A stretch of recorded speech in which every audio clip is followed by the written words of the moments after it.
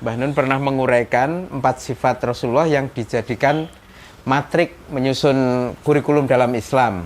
Nah, sedikit beda dari umumnya, Mbah Nun mengartikan sidik sebagai sungguh-sungguh gitu kan. Kalau umumnya kan sidik itu benar atau apa yang benar gitu ya, bisa dipercaya juga. Bolehkah disampaikan, saya penasaran bagaimana Mbah Nun mengartikan kata sidik sebagai salah satu sifat Rasulullah dengan makna sungguh-sungguh. Apakah ada alasan atau konteks Saya khusus? kira pertanyaan ini lahir dari persangkaan atau dugaan seolah-olah ada kata yang padat, yang menggumpal. Sekarang selama ini banyak diartikan sidik itu artinya adalah apa tadi? Ya jujur atau jujur. Bisa Lah, benar. Jujur sama sungguh-sungguh bedanya apa? Jujur sama sungguh-sungguh. Kalau kamu tidak sungguh-sungguh ya tidak jujur. Kalau kamu tidak jujur jadi kamu tidak sungguh-sungguh. Jadi memang tekanannya berbeda, tapi kan itu satu lingkup, satu galaksi makna. Jadi misalnya kalau orang bilang gula ya mesti manis. Meskipun kalau orang bilang manis belum tentu gula, tapi sekarang kamu tidak usah bertanya, kok gula disebut manis? Wong ini gula kok sampai sebut manis? Lah ya gula itu manis ya. Kalau kamu ya jujur sama sungguh-sungguh. Jadi tekanan saya tentang sidik adalah sungguh-sungguh itu gini. Jadi kamu itu sama huruf, sama kerikil, sama batu, sama debu, sama apapun harus sungguh-sungguh. Karena kesungguh-sungguhan itu adalah pijakan atau sumber dari kejujuranmu ketika bikin output. Kalau kamu tidak sungguh-sungguh sejak awal, kamu tidak akan bisa jujur. Kalau 5, maka keluarnya juga 5. Dan itu juga tidak mungkin terjadi seperti itu kalau tidak dasarnya adalah benar. Lah iya, nek uyah ya asin. Kalau uyah kok tidak asin, kalau garam tidak asin berarti dia tidak jujur, tidak sungguh-sungguh, tidak baik, tidak benar dan melingkup semuanya. Jadi itu kan, jadi satu kata itu sebenarnya adalah nuansa. Satu kata itu pintu. Dari pintu itu ada banyak ruang dengan kamar-kamar. Jadi misalnya dari pintu sidik itu ada kejujuran, ada kebaikan, ada kebenaran, ada kesungguh-sungguhan, ada istiqomah, ada ratusan atau minimum puluhan kata yang lain yang dikandung oleh kata sidik itu. Nah, jadi Anda jangan terus kering otak Anda dengan hanya menyebut satu kata dengan terjemahan satu kata.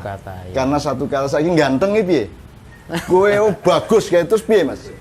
Bagus itu kan ada beribu-ribu nuansa yang dikandungnya kata bagus itu. Ayu gitu kan. Ayu itu enggak bisa dibatasi. Ada dulu pelukis yang bikin karikatur karena ayu itu dilambangkan dengan hidungnya mancung, terus pipinya bulat, terus alisnya tebal dan seterusnya, kan digambar dulu jadi elek. Begitu digambar seperti itu jadi elek, jadi kaya topeng kayak.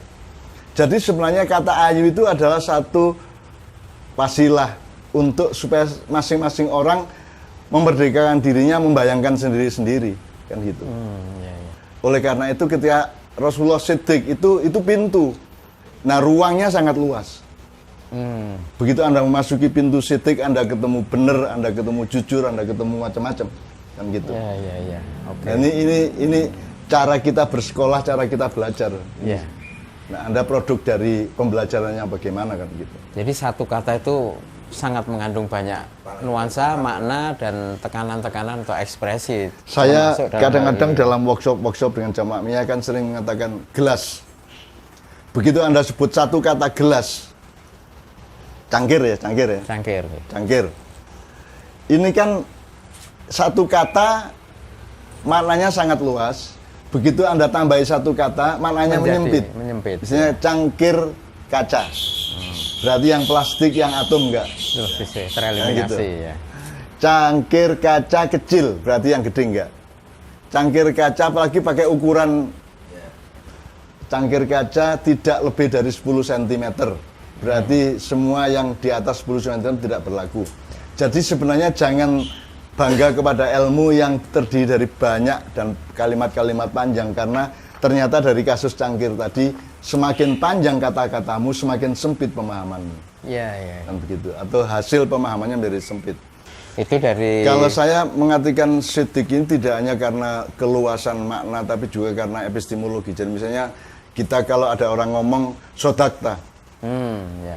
ya. Jadi apa yang kamu katakan itu benar, apa yang kamu katakan itu sungguh-sungguh. Ya, Gitu. ya, Jadi ya. saya melihat orang benar itu dari dimensi kesungguhannya. Kesungguhannya. Kan gitu. Enggak, Nah ya, itu ya. terserah Anda merdeka. Ya. Ya tapi jangan mempersempit diri. Ya, artinya makna benar pada kata sidik itu oke, tetapi di sini Mbah Nun itu menangkap apa yang kebanyakan kita mungkin tidak tangkap, dan itu malah Sama dengan takwa itu kan komprehensif, kita ya. maknai takwa itu kan waspada kalau saya. Ya. Jadi waspada itu kan toriko atau cara untuk supaya takut sama Allah. Ya. Jangan bertemu atau melihat atau mendengar atau mengalami apapun saja yang membuatmu menjauh dari ketakutan kepada Allah. Artinya menjauh dari kesadaran bahwa Allah itu bisa berbuat apa saja kepada kamu. Maka waspada itu adalah satu mekanisme kewaspadaan. Takwa itu adalah mekanisme kewaspadaan. Kewaspadaan. Maka kalau saya disuruh menerjemahkan takwa artinya waspada kalau saya begitu. Ya, Ya waspada itu seluruhnya komprehensif. Ya. Wong waktu sholat pun kita harus bertakwa, artinya harus waspada kok. Kita ingat apa waktu sholat? Ingat Allah berapa puluh persen. Itu kan harus waspada. Wong kita dengerin orang harus waspada, beli makanan harus waspada, milih presiden harus waspada. Nah, kita kan umat yang kurang bertakwa karena kadar kewaspadaannya sangat rendah. Oke, Untuk terima gagal. kasih Mbak Nun. Berikutnya yang ke-6, pertanyaan dari YM. Tapi cerita dulu dia. Situasi keluarganya itu kan amburadul. Jadi saudara-saudaranya itu banyak yang minjam istilahnya Pak Mus itu penyair rusak-rusakan.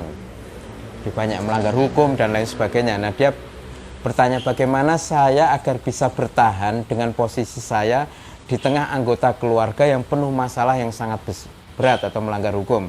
Sedangkan dikatakan dalam Tombo Ati itu sila ketiga, kumpulono wong kang soleh. Artinya dia di rumah itu nggak bisa kumpul sama orang-orang soleh gitu ceritanya. Nah ini Iya. bagaimana supaya dia tetap Iya. tahan? Nomor satu, pertanyaan ini seharusnya menjelaskan yang dimaksud melanggar hukum itu apa. Kan ada hukum negara, hukum adat, hukum agama. Yang mana ini? Apa bapakmu pencuri, maling, perampok, ibumu pencopet di pasar, atau suka menipu orang, atau terus Ya. saudara-saudaramu itu sukanya ya melanggar yang hukum. Melanggar hukum, Yang ya. mana? Yang mana? Kalau ataukah yang Anda maksud itu ndak sholat, ndak puasa, atau hukum adat Lebih dan budaya? lebih yang pertama kayak tadi, Mas. Ya. Loh ya, kalau yang pertama, ya sekarang kita hanya bisa menjawab dengan mengandaikan.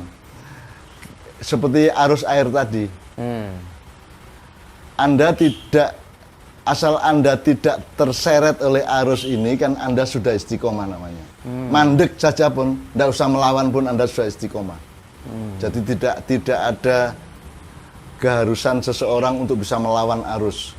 Tapi paling tidak dia tidak terseret oleh arus. Iya, iya. Nah sekarang ya jawabannya sebenarnya sederhana lah. Kamu iya apa tidak? Kalau kamu iya, kamu ngapain nanya ke saya? Kalau kamu tidak, ya sudah teruskan tidakmu itu. Ya, Kan begitu. Apakah itu hukum agama, hukum adat, sopan santun, adab budaya, bebrayan dan seterusnya, ataukah hukum agama, syariat, sholat, ibadah apa tidak dan seterusnya. Monggo. Yang penting Anda tidak. Terus kumpul sama orang soleh kan tidak harus serumah. Ya sering-sering cari orang soleh untuk Ya. membuat jaringan sendiri kan bisa. Atau dirimu sendiri adalah orang soleh, ya kumpullah dengan dirimu sendiri karena dirimu kan Kumpullah banyak. dengan dirimu sendiri. Kan dirimu kan ada banyak dimensi, ada banyak ya, diri. ya. Nek jari wong Jawa kan ono sedulur papat, Lima lima pancer. pancer ya. Ya. Kan ada dirimu yang kurang ajar, ada dirimu yang nafsu, ada dirimu yang hening, ada dirimu yang sepi, ada dirimu yang berpikir, ada dirimu yang mencari keseimbangan, ada dirimu yang mempertimbangkan, ada dirimu yang menciptakan tawasud atau jalan tengah, ada dirimu yang bermacam-macam. Nah, kesolehan itu kalau istilahnya, kalau terjemahnya Pak Muzamil kemarin kan, kesolehan itu artinya kepantasan. Ya. Ya kalau manusia itu pantasnya ya tidak melanggar hukum. Ya. Nah, ya sekarang Anda pantas jadi manusia apa tidak? Artinya Anda soleh apa tidak? Kalau Anda soleh ya bertahanlah dengan solehmu itu, bagaimana lagi? Ya. Kalau Artinya- Anda perbesar, kan di seluruh negara ini kan angel. Wong kang soleh kumpulono kan ya angel juga. Iya, iya. Di samping angel menemukan juga karena angel ngukurnya. Ngukurnya ya. Gitu. Yang penting kita sekarang kita siratal mustaqim kita teguhkan terus-menerus. Syukur Allah mengizinkanmu menjadi penyelamat dari lingkunganmu itu pada suatu hari, entah bagaimana caranya. Paling tidak kan tetanggamu kan bisa ngelihat mesake bocah kae bapak ibune Kang Mas adi-adine ke do nglanggar hukum dhek ora. Kan sudah malah luar biasa Anda menjadi. Jadi ya sudah istiqomah dengan yang Anda sudah yakini itu. Dan kumpulono kesolehan yang ada di dirimu itu tadi ya, Iya. yang menarik itu baru saya. Karena kesolehan kan sifat. Iya. Nah sifat soleh dalam dirimu kan cukup banyak. Di samping ada sifat-sifat setan, iblis di dalam dirimu juga. Nah sekarang pilihlah, berpihaklah kepada kesolehan di dalam dirimu. Oke, ya, terima kasih Mbah Nun. Kemudian berikutnya dari NB, pertanyaan ke-7.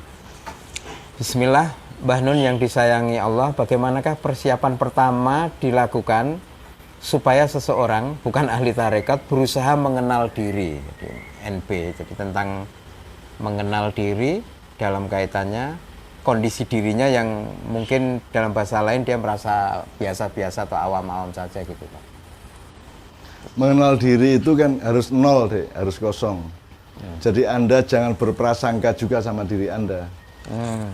Karena Anda siapnya aku ki ampuh terus jebul menjumpai sing ampuh-ampuh ora ono terus gue kecewa.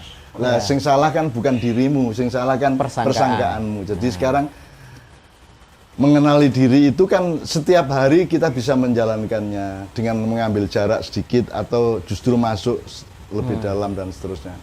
Jadi mengambil jarak itu maksudnya nek kowe dadi tanggamu ndelok kowe piye kan begitu. Nek kowe dadi bojomu ndelok kowe piye. Itu kan juga cara untuk, jadi ada banyak cara untuk mengenali diri. Bisa pengambilan jarak, bisa justru mendalami dirimu sendiri. Terus kamu kan punya ukuran-ukuran untuk mengenali apik apa ora, elek apa apik, bener apa salah, apa nesuan apa ora, sak pitur. Banyak sekali hal-hal yang perlu dikenali dan Anda mencoba merumuskan setiap hari secara jernih dan tanpa prasangka tadi apa adanya dirimu itu yang Allah kasih gitu.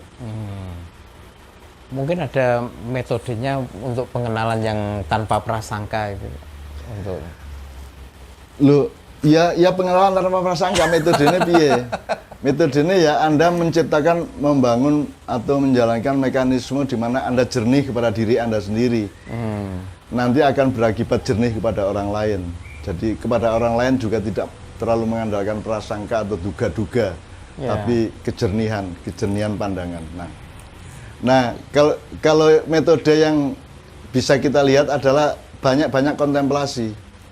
Jadi terutama waktu sholat dan ba'da sholat itu kalau bisa diperpanjang untuk merenungi diri Anda, untuk melihat, mengukur diri Anda. Yang paling tradisional kan pokoknya sebelum kue turu kok eling-eling awakmu sedina iki mau piye. Terus kan kue duwe mekanisme menilai dan mengenali. Kan akan punya sendiri hatimu juga, pikiranmu juga kan gitu. Nah tiap hari ada saat-saat kontemplasi atau tafakur atau tadakur atau tadabur kan gitu. Jadi ukuran-ukurannya diambil dari Al-Quran, gitu. Metode kontemplasi namanya tadabur. Terus tafakur itu adalah Anda mengakali atau merasionalisasi penglihatanmu terhadap dirimu melalui perilakumu seharian tadi dan seterusnya. Terus isi hatimu, terus kalau ada jarak antara hatimu begini tapi kok kelakuanmu begitu misalnya, itu kan kamu bagian dari pengenalanmu. Nah, jadi ada tadabur itu untuk metodologinya, kemudian tafakur itu untuk mekanisme ke dalam. Tadakur itu ya kamu rajin mengingat-ingat. Tadabur ya. Tadakur itu rajin mengingat-ingat atas atau terhadap segala yang kamu kenali pada dirimu secara lebih detail lagi. Nah, itu nanti akan dibantu, akan disupport dan mungkin diberkahi oleh pertolongan Allah. Amin. Sehingga kamu akan menemukan yang paling kamu butuhkan dari tadakur, tadabur dan tafakur tadi itu. Oke, cukup jelas saya kira ya, yang Mas NP tadi itu tentang proses mengenal diri, membersihkan untuk diri semua dari... teman-teman yang bertanya itu jangan membayangkan Jawaban adalah terciptanya goal ya. Ya, Jawaban itu adalah Anda saya kasih tahu atau saya jawab pertanyaan Anda untuk bagaimana bermain bola yang baik, terus Anda mengerjakan dengan berkeringat, dengan ngos-ngosan sampai Anda menciptakan gol. Bukan golnya itu Anda harapkan dari saya. ya. Kan banyak orang nanya itu maunya langsung gol gitu kan. Nah golnya Anda, kalau yang ngegulin saya untuk apa? Wong yang main bola Anda kok, yang mau main sepak bola kehidupan Anda kok, saya yang disuruh ngegulin. Iya, iya. Kan gitu. Eman-eman kan gitu kan. Yo. Ndak badi proses dan pengasahan Iya, gitu iya. ya, Mbak, ya. Oke, selanjutnya pertanyaan terakhir ini untuk soal saya pada kali ini. Dan ini saya kira menyangkut banyak hajat kita, teman-teman kita. Dari BA ya. Minta didoakan supaya cepat diberikan pendamping hidup garing istri ya. Atau ada amalan-amalan yang bisa saya lakukan, Mbah. Jadi ini betul-betul kalau dalam bahasa klasik kan rezeki jodoh itu dari Allah Di kan. tangan Tuhan ya. Dari tangan Tuhan itu. Jadi sekarang apa yang bisa kita lakukan untuk meraih sesuatu yang ada di tangan Tuhan tadi itu? Ya. Nah, Anda kan tanya riyadhahnya apa? Kalau saya kan agak kultural saja, ya kamu bergaulnya wajar-wajar aja. Nggak usah menunjukkan kebaikanmu, juga Tidak jangan usah tebar-tebar pesona amat. nggak usah gitu. terbawa pesona, juga tidak usah seperti orang yang kena kompleks saking kesepiannya terus sehingga kelihatan sekali bahwa dia butuh istri gitu ya. Biasa-biasa aja, nanti mudah-mudahan pertemuanmu dengan calon istrimu juga biasa kan gitu. Dalam kewajaran gitu. Nah, selebihnya kan memang itu bisa dipacu dengan permohonan kepada Allah. Nah, cara memohon kepada Allah ini kan ada beberapa lingkungan konteks ya. Nggih. Jadi seperti yang saya tulis hari ini di caknun.com ya. Jadi ada orang yang misalnya memilih doa yang efektif dan akurat ya. berdasarkan hajatnya. Ya. Apa laba apa, cari jodoh apa. Tutup poin lah naik maunya pangkat, ini. tutup poin gitu ya. Ada yang sifatnya kontekstual tapi tidak terlalu luas, ada yang sifatnya sapu jagat. Artinya seluruhnya terangkum. Jadi misalnya Rabbana atina fid dunya hasanah wa fil akhirati wa qina adzabannar. Itu kan apa saja terangkum di situ. Makanya disebut doa Sapu jagat. Nah, tetapi ini juga masih ada ruang yang lebih luas dari sini. Di atas sapu jagat Di tadi. luar kamu minta, enggak minta tadi. Sekarang pertama, kira-kira berapa jumlah manusia di Indonesia, apalagi di dunia yang posisinya persis seperti Anda? Berjuta-juta Anda. Ya. Terus berapa jumlah orang yang punya jodoh? Beratus-ratus juta juga toh. Ya. Jadi artinya sebenarnya itu bukan masalah yang spesifik, itu dialami semua orang. Semua orang ya menyangkut. Nomor dua, berapa yang Allah kasih, berapa yang kamu usaha sendiri. Meskipun tetap ada ketentuan Allah di balik itu ya. Nah, tetapi memang setiap manusia punya hak dan memang mungkin punya kemuliaan kalau dia memberi persentase perhatian untuk berserah diri kepada Allah dan meminta tolong sama Allah. Nah, untuk minta tolong sama Allah ini yang para ulama, para kiai, para ustadz itu biasanya ngasih wirid-wirid aktual. Misalnya kan kalau di Kiai Kanjeng ada Robbi Lata darni fardan wa anta khairul ya Allah, jangan biarkan aku sendiri, engkau adalah maha pewaris. Nah, kamu meminta warisan istri kan gitu kan. Terus Robbi apa meneh? Anjilni munjalan mubarakan ya Allah, aku mohon engkau menurunkan berkah tanazulnya. Munjal itu sesuatu yang diturunkan. Nah, itu kalau dalam konteksmu sekarang adalah calon istri kan. Nah, sebenarnya kamu berdoa kepada Allah itu tidak dengan hajat akurat pun tidak masalah, karena Allah kan Rahman Rahim. Lebih tahu mana kebutuhanmu, tentang kebutuhanmu lebih tahu mana kamu apa Allah. Kan lebih tahu Allah. Jadi kalau sama Allah pasrah bongkoan aja gimana? Karena Allah lebih tahu kok yang kamu butuhkan. Allah lebih tahu kapan sebaiknya kamu nikah. Allah yang maha tahu siapa yang sebenarnya lebih cocok sama kamu, kan Allah lebih tahu. Yang kita mohon kepada Allah kemurahan aja, kemurahan Allah. Jadi kemurahan Allah itu kita mohon kemurahan karena satu syaratnya kita mengakui Allah. Kita mengakui bahwa Allah maha pemurah. Rahman Rahim gitu ya. Rahim, ya. Terus kita menunjukkan kepada Allah bahwa kita melandasi hidup kita itu setiap langkah, setiap tarikan nafas, setiap perilaku, setiap apapun keputusan apapun saja itu Bismillah. Jadi maksud saya gini, sebenarnya kamu wiritan itu Al-Fatihah tok ya sudah bagus banget. Al-Fatihah banyak-banyak udah tuh mau kapan saja, habis sholat, sebelum sholat, di tengah jalan tuh, tengah malam tuh kapan saja. Bahkan Al-Fatihah kan disebut Ummul Quran, ibunya kitab, Quran. Nah, ya. berarti ada neneknya tuh. Ada yang utinya Al-Quran. Nah, yang utinya, jadi sebenarnya seluruh isi Al-Fatihah, seluruh isi Al-Quran itu kan terkandung atau di dalam esensi Al-Fatihah. Dalam hubungannya tidak kontekstual literer, akademis, tapi dalam konteks keterkaitannya dengan kehidupan ini secara menyeluruh pada manusia dan siapapun saja yang hidup kan itu. Nah, jadi ibunya itu adalah Al-Fatihah, berarti yang uti atau mbah putrinya adalah Bismillahirrahmanirrahim. Nah, ada buyut putri. Buyutnya adalah Bismillah. Bismillah, pokoknya kamu jangan lakukan apapun kalau tidak Bismillah. Bismillah itu tidak berarti kamu mengucapkannya. Mengucapkan juga bagus untuk menegaskan. Tapi pokoknya jangan lakukan apapun kalau tidak atas nama dan dengan nama Allah. Jadi kamu macul itu dengan nama Allah. Kamu masak dengan nama Allah. Kamu melangkah dengan nama Allah. Kamu melakukan apa saja dengan nama. Jadi Bismillah itu buyutnya gitu. Kalau Bismillahirrahmanirrahim mbahnya, kalau Al-Fatihah seluruhnya itu ibunya. Anda tinggal pilih kok, mau Bismillahirrahmanirrahim tok itu Anda rajin tiap hari ya enggak apa-apa. Atau Bismillah tok ya sudah bagus. Itu sudah buyutnya malahan. Tapi dengan konsistensi, dengan konsekuensi bahwa Anda tidak melanggar itu. Bahkan Anda mau makan sesuap nasi itu Bismillah.